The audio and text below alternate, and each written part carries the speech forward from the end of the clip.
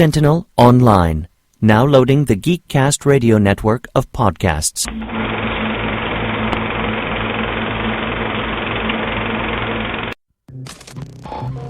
Time it took you to buy your ticket. 3.2 minutes. Time it took you to get your popcorn. 2.5 minutes. Time it took them. Well, let's go. To steal your car. Hello, ladies. 60 seconds. Move, go. Come on, Sway, baby, work your magic. Hold on, I know you ain't gonna do what I think you're gonna do. Stop!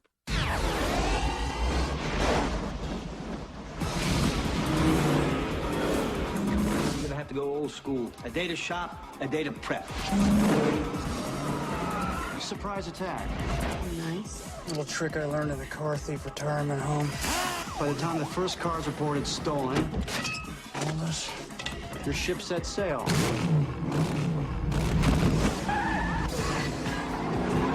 We do this, we do it my way. Yours was a sucker for a redhead.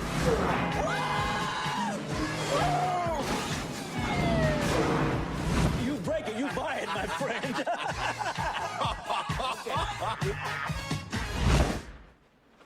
Okay, let's run.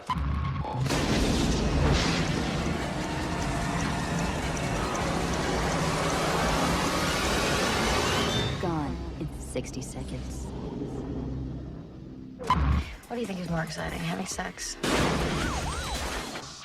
or stealing cars? Having sex while boosting cars. That's a good line.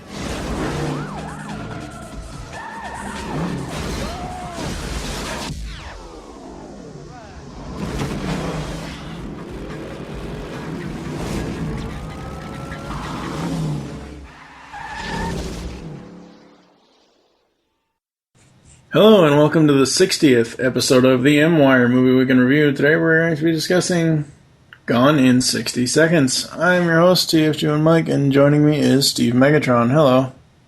Hello. How are you, sir? Tired. Tired? What have you been up to? Various voice acting endeavors. Not paid, of course, but it's exposure. Between that, I got my G.I. Joe animated film, which I have yet to watch. Probably be watching it tonight, the remastered, brand new high-definition transfer from Shout Factory.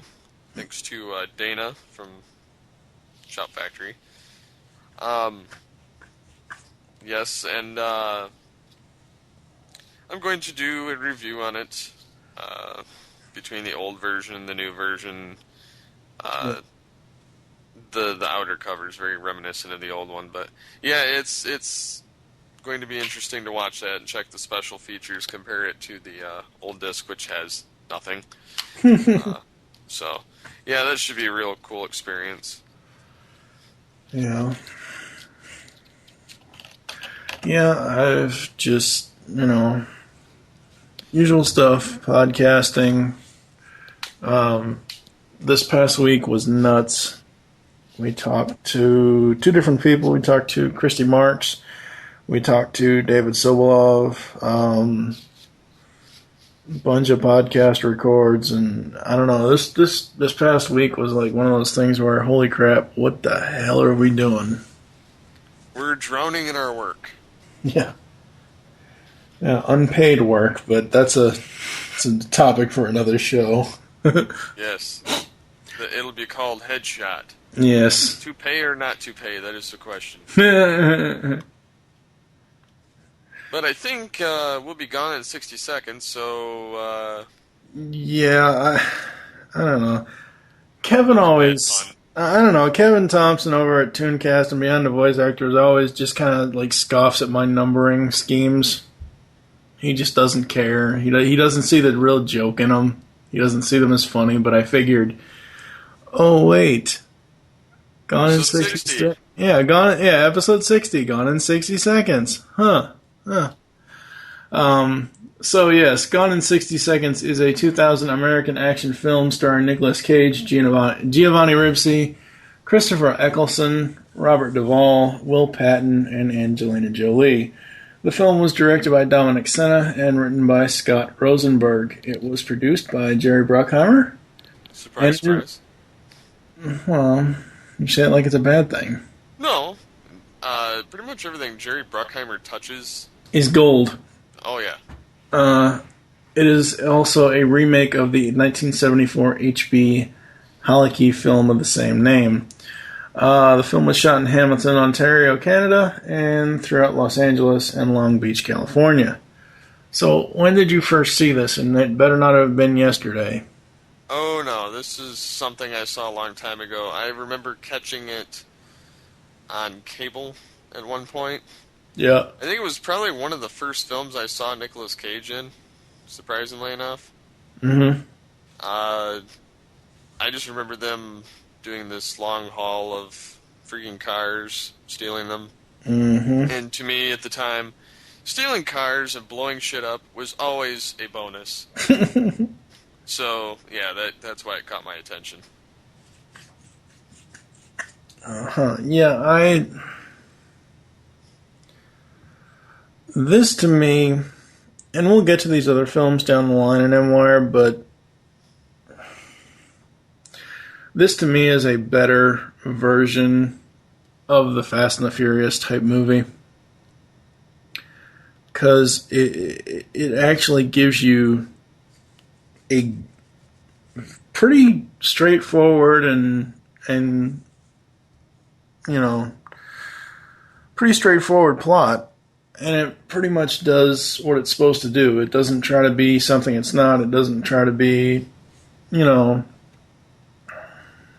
like overly in your face about it.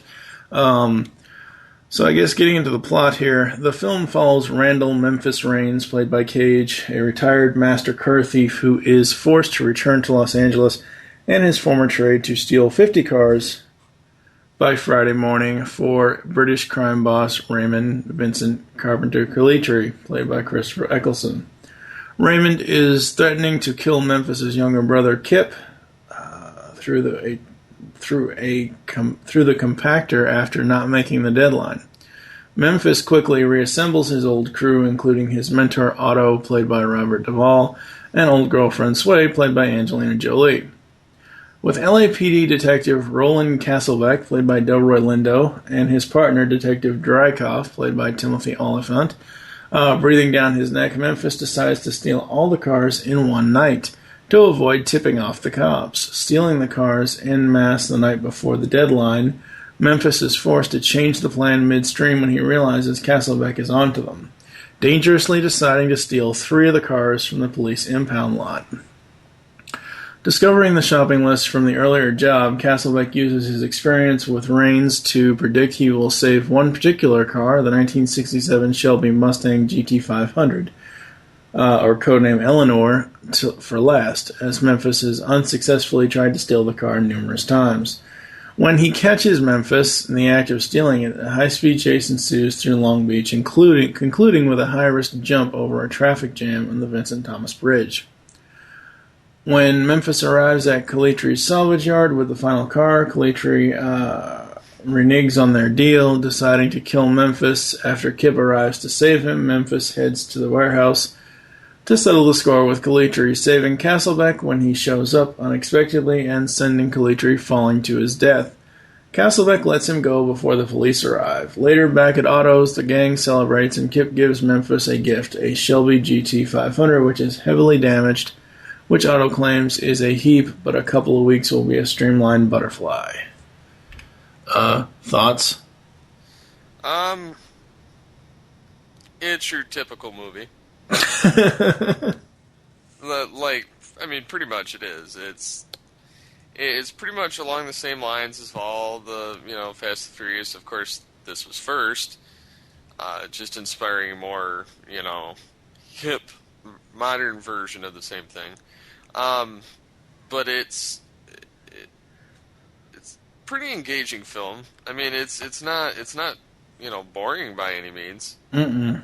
I actually would rather watch this again before I'd rather watch Fast and the Furious again. Mostly because this is more doable and realistic. Yeah. Even though it's still far-fetched stealing that many damn vehicles. In one night, yeah. Yes, it's not doable in that sense, but, you know, nevertheless. I mentioned to you off air a couple nights ago, before we recorded this. I love every single aspect of this film.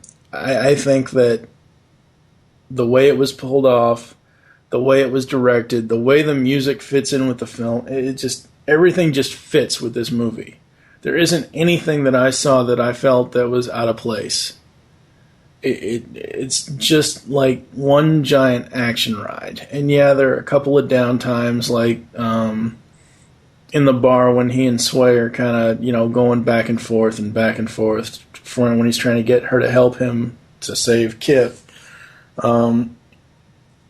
And I think the only part I really don't like about it was when Toby and Fred were trying to get the dog to crap out the keys. That was a little little out there. But you know, overall, I mean, you've got, I don't care what anybody says. In some of his films, Nicolas Cage is awesome. He is a very good actor. No, there's a lot of people lately that every person I talk to just doesn't like Nicolas Cage for some strange reason. I don't know why. I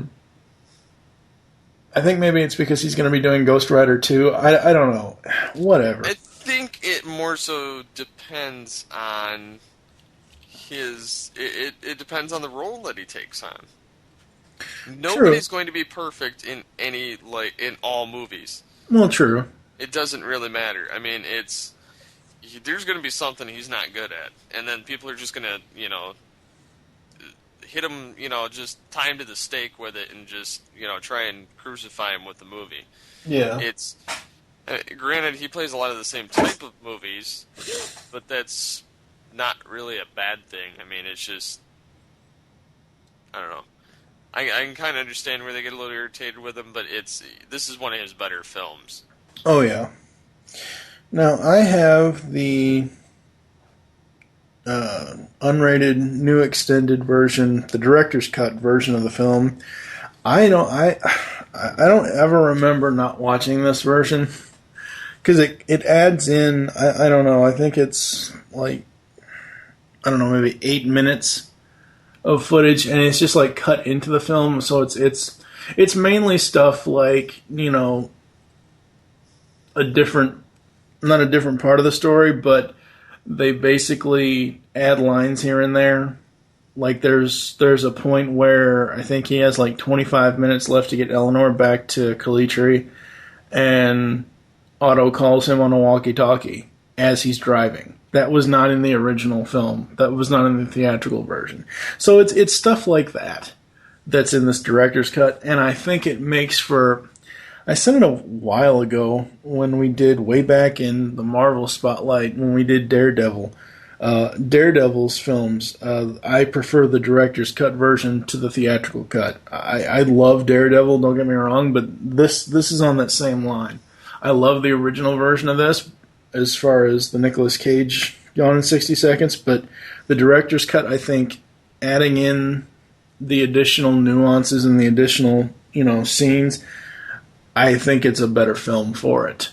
And like I was saying earlier, I mean, just look at this cast list. I mean, say what you want about Angelina Jolie, but she did do a very good character in this. You got Robert Duvall, Will Patton. I mean, you know, those are two very heavy hitters. Scott Caan, James Caan's son, as Tumbler. Vinnie Jones as Sphinx. Vinnie Jones is like this really famous soccer player in Britain. This was the first film that I really got to know Delroy Lindo's character. Well, not really his character, but Delroy Lindo himself in acting, and wow. I love the character of Castlebeck. I don't know, it's just like I said before, everything in this movie fit the movie. I mean, yeah. Outside of, like I said, like maybe that one scene with the dog, thing, but everything else, it fit with this film, and I can't.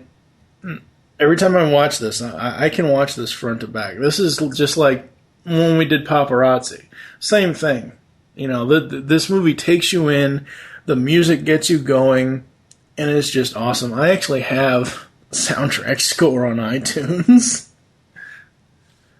And there's just some movies that they just, that even have, good soundtracks. A lot of movies don't anymore. Yeah. A lot of them are really lacking, and it's kind of sad to see. Yep. Speaking of the soundtrack here, you've got, at least from the ones that I know,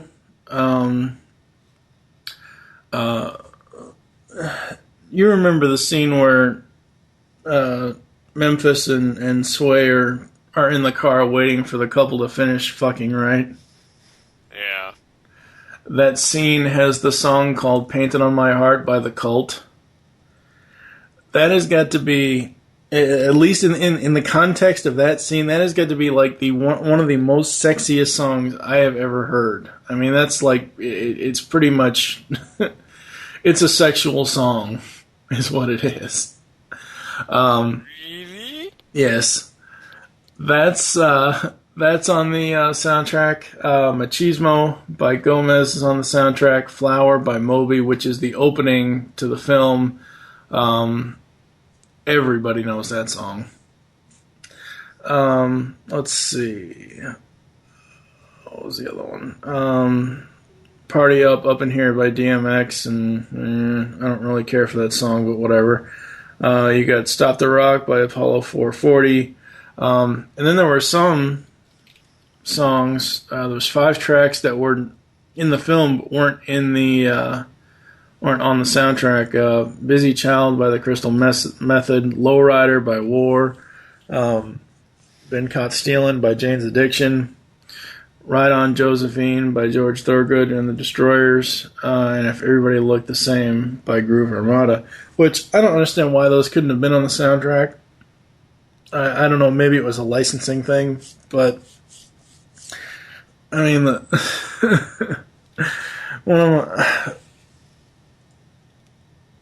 I like how they have to amp up before they start going out and stealing the cars, and they amp up to Lowrider.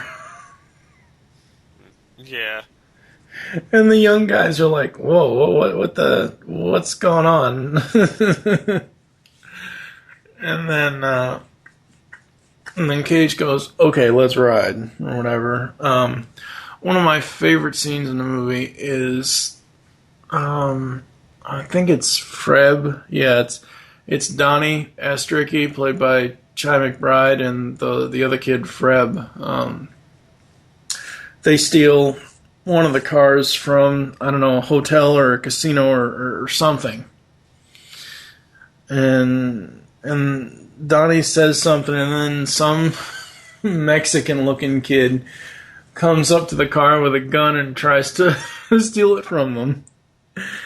And Donnie's like, "You gotta be shitting me." And he gets out of he pushes the Mexican kid away by opening the car door. And you lazy son of a bitch. I forget what the line is, but it was just hilarious. He's like, anybody can pull a gun on somebody. You don't know the first thing about stealing a car. Boy, get a role model. Oh God, I don't think that they're, from what I've seen of Chi McBride's different roles, I don't think that there's a role that he's done that I've seen that I don't like, because he is just one of those really, really great actors.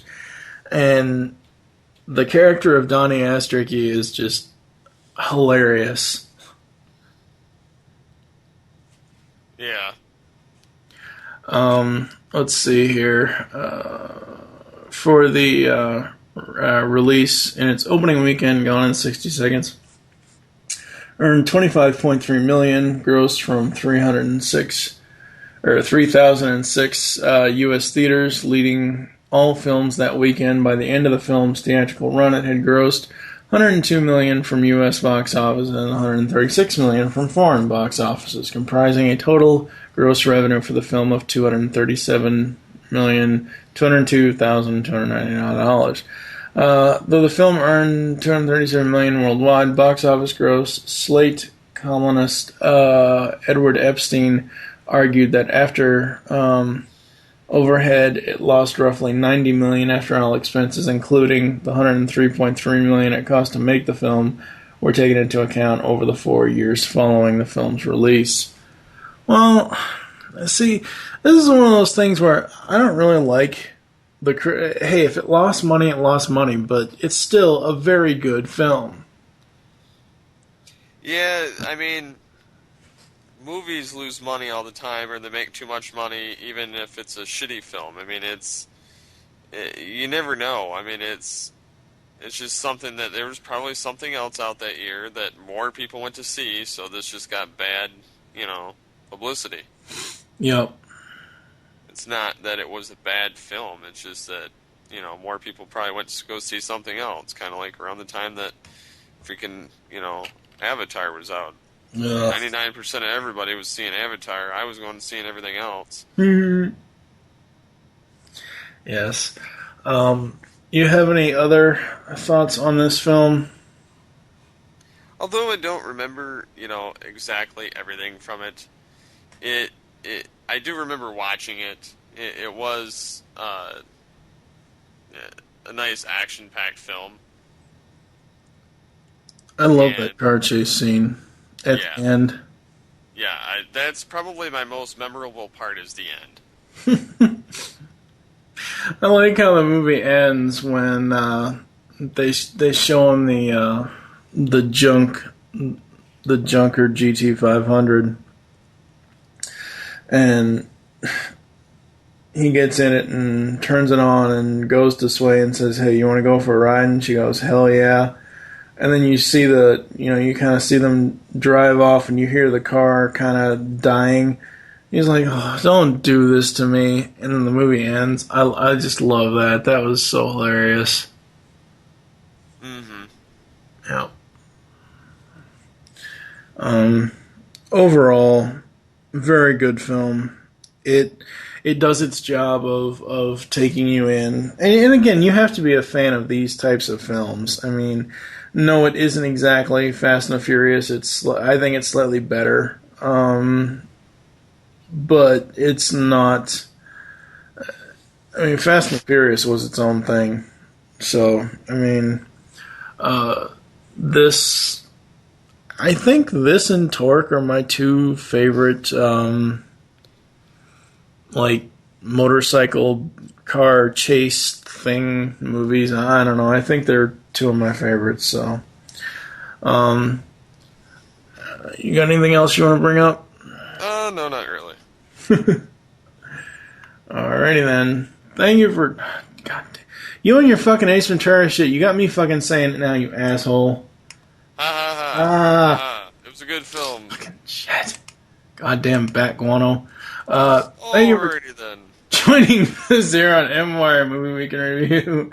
There are several ways to get in contact with us to leave feedback for the show. Visit the website, Geekcast Radio. You can comment on each episode post, or you can use our Facebook Connect. Join the forums, FredEconEmpire.com/Nexus. Leave the show's feedback in iTunes. Please do this. Follow us on Twitter. The short name there is GCRN MWire. Mine is TFG and Mike. What is your Twitter? SCP-21. You're not an old man, damn it. Not yet, anyway. I'm an old man. Go fuck your mother. You dirty little ape. Become a fan on Facebook. Search Geekcast Radio Network. Call the voicemail line. Tell us the show you're leaving a message for and your name. 502-526-5821. We hope you enjoyed this episode of M-Wire and wish you'll join us next time when we will be starting The Sandler Spotlight Volume 1 with Billy Madison. For now, I am TFG1 Mike with... The old man from bloody hell. No, Steve Megatron Phillips. Until next time. Bananas. In a world, there, I said it, happy,